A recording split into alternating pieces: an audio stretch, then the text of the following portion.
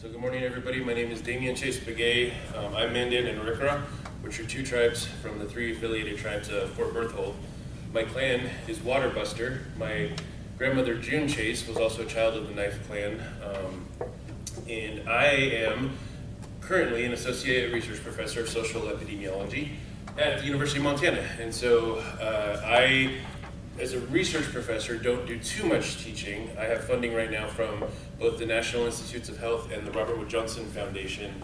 And so my area of research is the incorporation of traditional ceremonial practices into Western healthcare settings. And then for my dissertation, I looked really specifically at substance use prevention, and that is what the NIH has funded me for the next 5 years to look at doing, is how we can incorporate traditional ceremonial practices into substance use prevention for American Indians. And then I take it even a little bit more niche and look at the urban Indian population, which is multi-tribal, off-reservation, not on tribally controlled lands, and has different considerations and challenges and approaches in order to be successful. So wanted to talk today about, a little bit more broadly though, about integrating traditional practices into physical, mental, emotional, and spiritual healing. So one quick fact about me, I'm new into academia. I just started my position full-time in March. Before that, I had a 25-year career working in the Indian health system. And so I started on the tribal side. I worked on the tribal side for 6 years, and then I was on the urban Indian side for 16 years, which is why my research largely focused on what does this look like in urban multi-tribal populations. So I have a really bad habit of dropping acronyms and forgetting that not everybody speaks in full words instead of just acronyms. So just if I accidentally drop any of these, AIN, TIK, TCP, IHS, just putting those up ahead of time. So like I mentioned, my career actually started in the Indian health system, and I think it's really important to center conversations around contemporary healing around the history of our Indian health system. And so the Indian Health Service is what many people associate with the Indian health system, but the Indian health system is actually bigger than just the Indian Health Service. The Indian Health Service is one part of that system. And the former director of the Indian Health Service, Dr. Yvette Rubidoux, who's Lakota, not Pine Ridge, the other one. Standing Rock? No. Rosebud, thank you. She's Rosebud, Lakota. She has you can go online and Google, she has a really good YouTube presentation on the Indian health system and the Indian Health Service and their role in the system. But I just wanted to point out a couple things when we think about the history of Indian health. The Indian Health Service started not in the public health system, but in the War Department. And there's different levels of familiarity with IHS in this room, so some of you might be like, well, yeah, I've known that my whole life, and others, this might be the first time you're hearing it.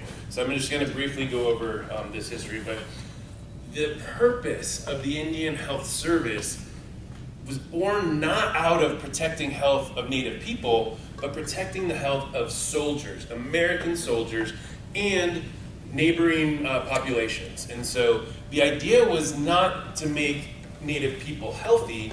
The idea was to keep illness contained within Native communities, epidemics specifically, to make sure that they weren't making their way into the military population and then neighboring white populations, settler colonial populations. And that remained the main focus of the Indian Health Service for a long time. Even when it moved out of the War Department, moved over to the Bureau of Indian Affairs, even when it moved eventually into the public health system, it still was not focused on making Indians healthy. That actually did not take place until the year that I was born. The Indian Healthcare Improvement Act was signed in 1976. That is the first time the Indian Health Service was ever authorized to perform health promotion. Up until then, the only thing they could do was respond to illness. They couldn't work toward making communities healthier. all they could do is try to treat people once they got sick. In 1976, the Indian Healthcare Improvement Act, or ICHIA, is another acronym I forgot to put up there because I'll use it. Although ICHIA went into effect, if you know anything about our federal system, just because there's a law does not mean there's funding. And so what happened is, it has taken decades for the Indian Health Service to actually have programs on the ground that are focused on health promotion and disease prevention rather than just treating illness once it occurs. And that's just an important context for us to have in mind when we talk about the health of Indian populations, Indian communities, and the work that we're doing from here on. And you're gonna see, Annie and I work a lot together, and so you're gonna see a lot of overlap in the stuff I talk about. So that's when I get to my Q&A, we can just do Q&A for both. So a last bit of context when we talk about health for our native populations is intercultural and interlinguistic relationships and how that occurred between indigenous Americans and the dominant settler colonialists. And what happens is, in those intercultural and interlinguistic relationships, there's a lot of room for error and margin of error. And so this is just one example that I use from my tribe. Now this can probably be found in almost every tribal nation, not just in the United States, but in any tribal nation that's ever experienced colonization. But so we have this word, wanuhika. When non-Mandan people were being invited in to participate in ceremonies, when they were being really brought into our community, and we had, in the beginning we had really just, they were just rich white guys, because those were the people who could afford to come visit. So we had like the Prince of Wales came, but then we started to have some painters, and then we got the anthropologists. And especially, and I'm apologizing in advance to the anthropologists, I'm gonna pick on you a lot if you're in the room, but especially the anthropologists, they were known for getting it wrong. And what they would do is they would translate rather than interpret. And so this is one instance of that occurring, where we have this phrase, wanuhike. And when you go back, and you can find writings from anthropologists even in the mid-1800s, but definitely in the late 1800s and early 1900s, and they use this word, and they translate it, and they say that the root doctor, which is, again, different tribes have different terms for medicine people, and so root doctor, that's how I was taught that we call our medicine people. And so there's, writings about how the root doctors were working with, people who were experiencing illnesses. And this word, wanuhike, shows up, and it gets translated as evil spirits. And the root doctor was trying to ward off the evil spirits. Well, let's actually break down what this is. Wanu is a root word, and it's the root word, it basically, anything that you would be sort of transparent or invisible. So it's the root word for fog, it's the root word for invisible. It's also the root word for ghost or spirit. Something that's hard to see. It's kind of there, but not really there. That's where that comes from. So we think of mist or fog, things like that. And then hika just means bad. And so we have this word, wanu hika, something that you can't see but is bad, got translated as evil spirit. After COVID-19, I think everybody in here knows what something is that you can't see but is bad. Virus, bacteria, germs. Our root doctors were not literally, in some cases maybe, but not literally warding off evil spirits most of the time. What they were doing was practicing medicine.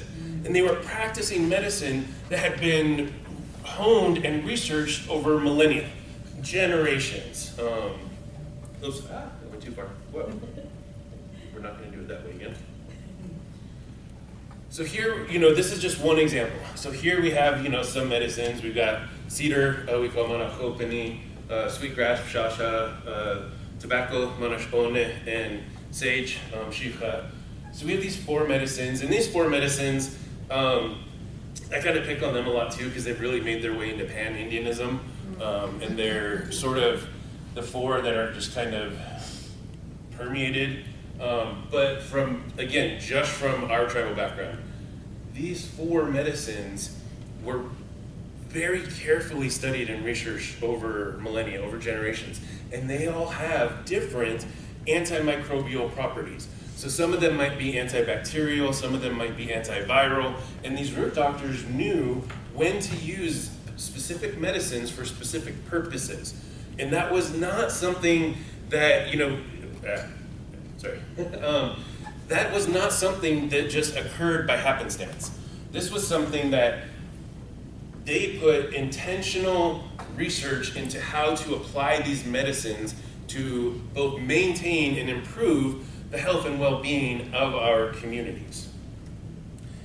So now, what does that look like today, and what could that look like today? So I mentioned, I worked in the Indian health system. I spent 10 years at the Native American Health Center in Oakland.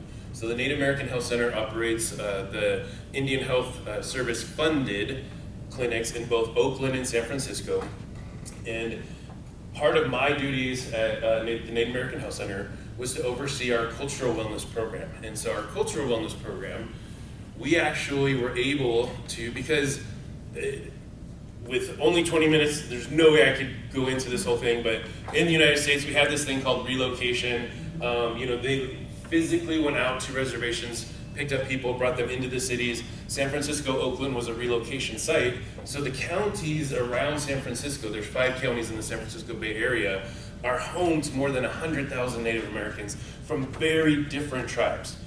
So you have, some people from my tribe who are Mandan or Hidatsa. You have Sioux, you have Navajo, you have Alaska Natives, Seneca, Cherokee, Choctaw. Every tribe imaginable probably is represented in the Bay Area population.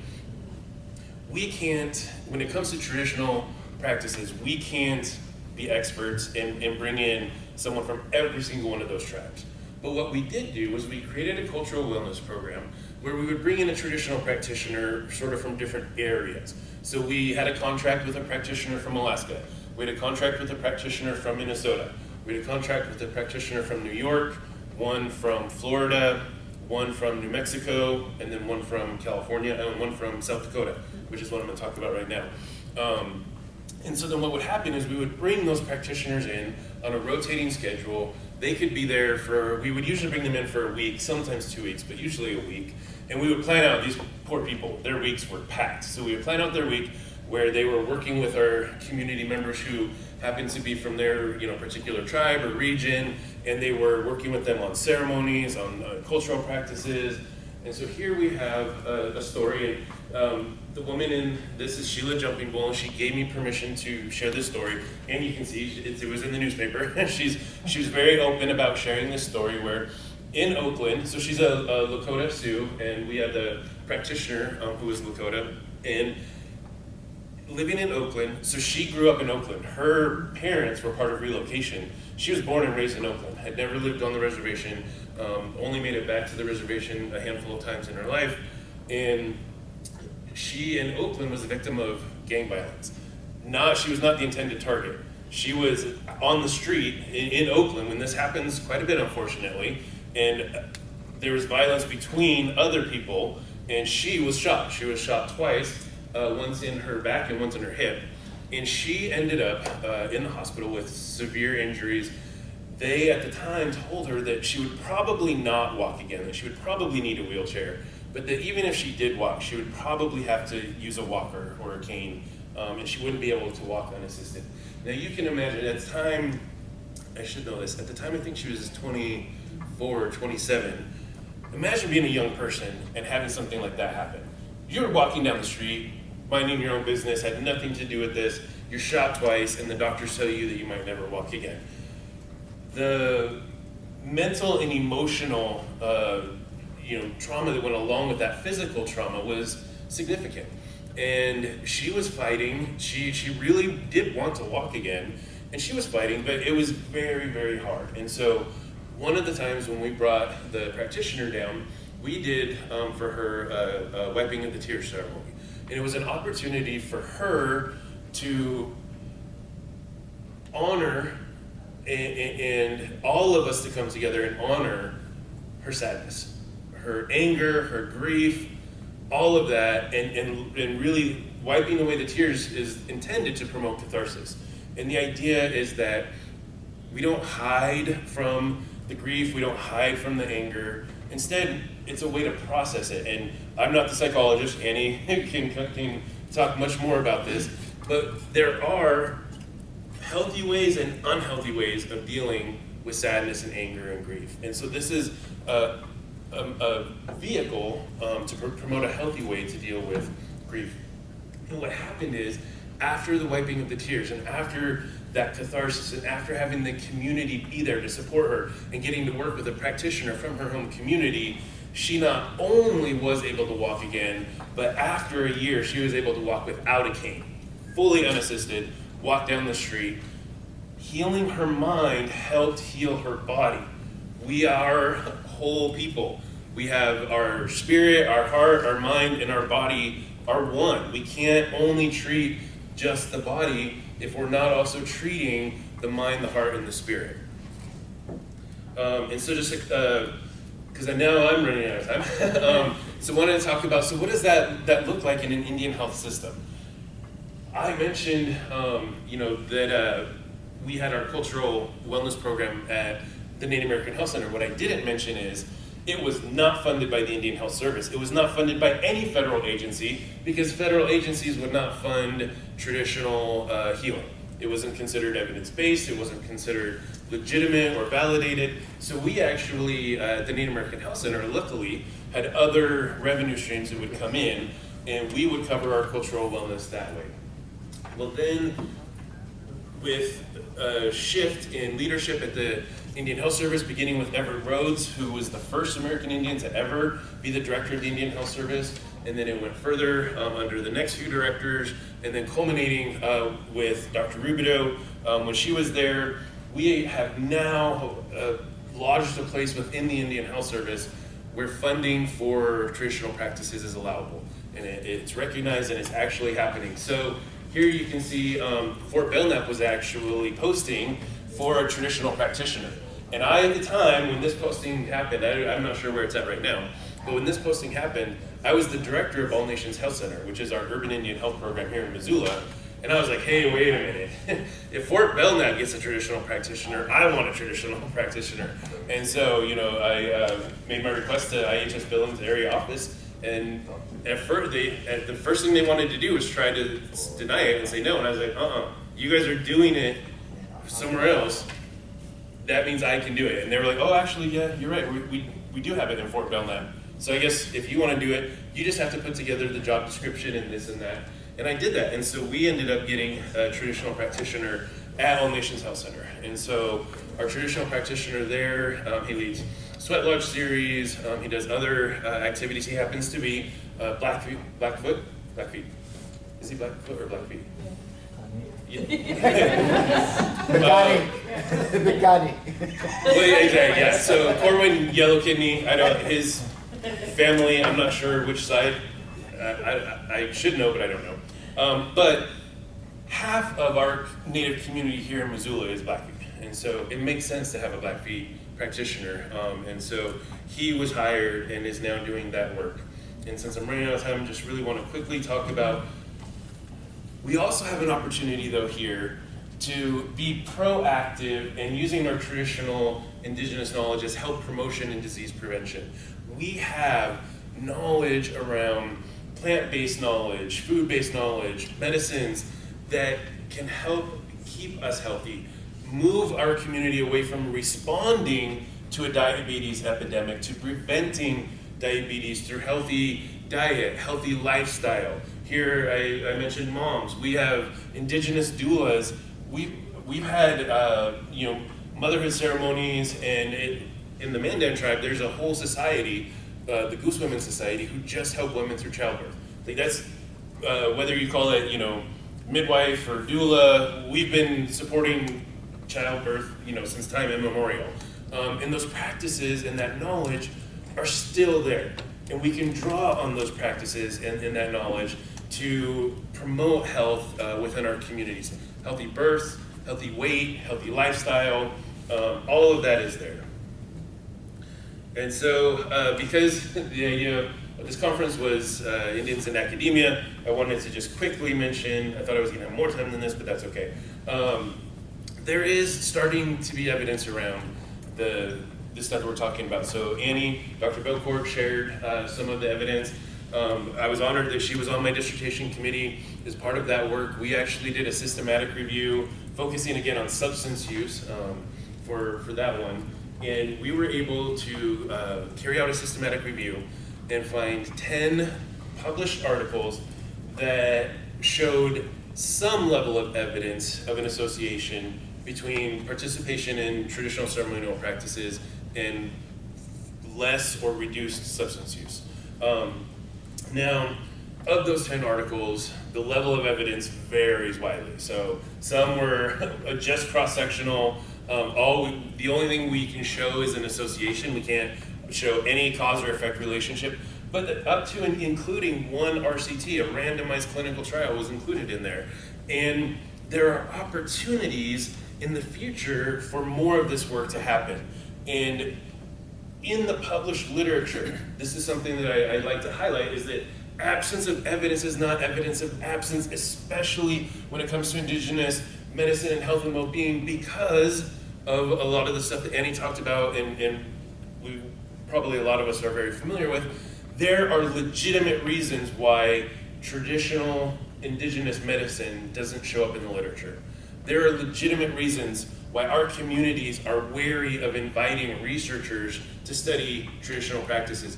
When you consider that in 1978, I was 2 years old, so on the day that I was born, if my family was conducting a ceremony, they were at risk. It was against the law. Really, in the late 1970s, not much really happened. But my grandma's generation was alive, and even though it was, the ceremonies were the focus, it was the practitioners who were targeted. And so what would happen, especially in the late 1800s and early 1900s, is that if somebody was known to be a traditional practitioner, they would disappear. So our communities, as a defense mechanism, started not talking about who the traditional practitioners were. So you couldn't just look up in a phone book and be like, oh, here's the traditional practitioner for Newtown, North Dakota. It doesn't work that way. You have to know someone who is working with that person, who's related to that person, who's involved in that society, et cetera, et cetera. You're not going to find a huge acceptance of Western research even today in the community that practices traditional practices. It's very hard, and so there's that part, and then there's the part of because academia and traditional medicine and colonization, because of this really complex relationship, there's not a very clear way of how to responsibly do research around traditional medicine, even for indigenous people, even myself. Even I have to talk to Annie a lot of times, and she'll be like, maybe let's pull it back, let's do this and let's do that, and I'm like raring to go. And the fact of the matter is, even when I'm raring to go, when I do go back home, the first thing they say is, why are you doing that again? There is an opportunity for us to, and this relates back to Annie's last slide, to improve the sustainability and the success of these programs with more funding. And the funding in that, so as someone who was an administrator in the Indian health system, that's where I'm focusing on. I want the evidence so that I can get the funding to do what needs to be done, to do what I know needs to be done. When I was an administrator, both at Oakland and here in Missoula, and then I was also at the National Council of Urban Indian Health in DC, it just bothered me that we have Native people coming into our health centers who are struggling with substance use, and we can have them see a doctor and get a prescription for Vivitrol, for Suboxone, for Methadone, for whatever, and insurance companies will pay for that. We can have them see a psychologist, a psychiatrist, and insurance companies will pay for that. The minute we ask for them to go to the traditional practitioner services, all of that funding is off the table, and that's what I'm trying to change. So, thank you.